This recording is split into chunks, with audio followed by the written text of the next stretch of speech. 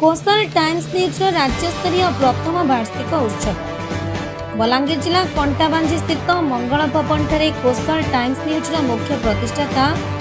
वेदव्रत छत्रिया अध्यक्षता और मुख्य संपादक संतोष पटेल सहयोग कोस्टल टाइम्स न्यूज प्रथम वार्षिक उत्सव अनुष्ठित हुआ।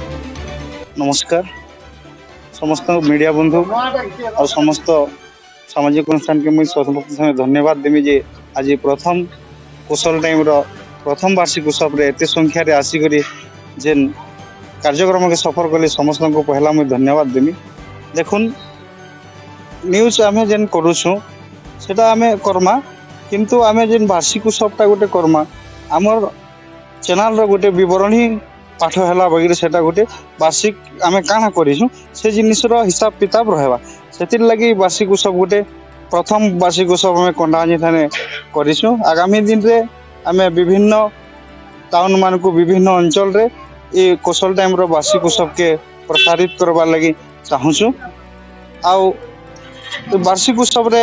जेते भी सामाजिक अनुष्ठान समाज सेवी आउ मीडिया बंधु जोग देते से को सम्मानित कराइला तो बहुत खुशी लगला। धन्यवाद समस्ते आसिक मिसी अवसर आईनजीवी तथा एलडीए प्रतिष्ठाता लपसुन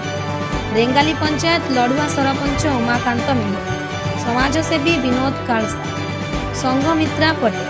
प्रमिला सिंह मंचासीन थिबा बेले पश्चिम ओडिशार इष्टदेवी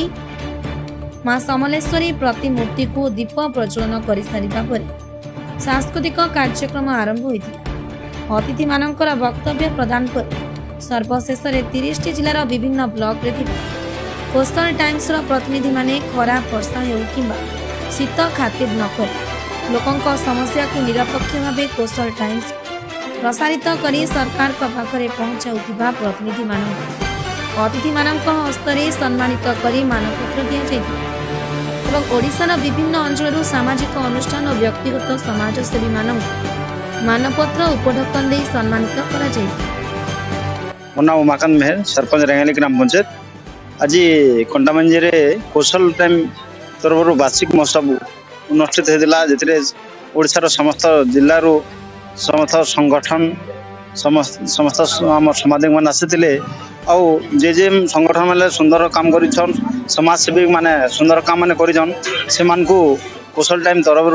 पुरस्कृत मान भी कराइला जेनटा कि आग दिन रे समस्त संगठन मान को आमर केनता भल काम करी हबा मान को गोटे आग रास्ता देखाई जेनटा कि भल काम कर आसिक पुणी आसंता वर्ष पुणी पुरस्कृत हे बोलिक आमर संगठन तरफ यहाँ कराई जे कोस्टल टाइम